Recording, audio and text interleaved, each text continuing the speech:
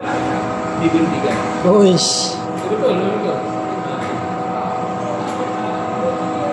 Kenapa tak bayar bulan? Bulan baru habis. Tambahlah bulan.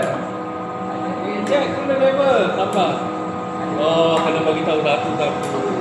Tambah. Dia kena berhati-hati. Saya duduk atas tu. Nampak tak tingkap tu? Belum tingkap tu sampai ke sana. Oh. Ada budak pakai pam melantun, cermin pecah, lalu depan saya menjatuh je. Uish. Betul ni besar tu lebih kurang. Bahaya. Sebab tu tak duduk belah sana, duduk belah ini. Cermin pecah biasa. Budak-budak kadang dia makan lebih. Berapa satu kali? Berapa? 0.5.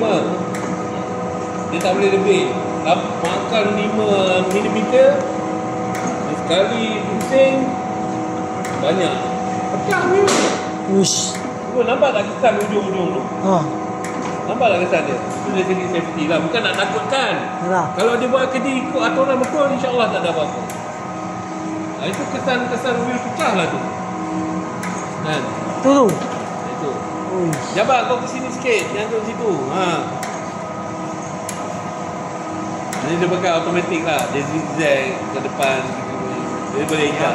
Air tu memang dia dulu kat air. Boleh, air boleh. Kalau dia pakai sikit tak apa. Sepatutnya ada air lah. Lebih cantik lagi.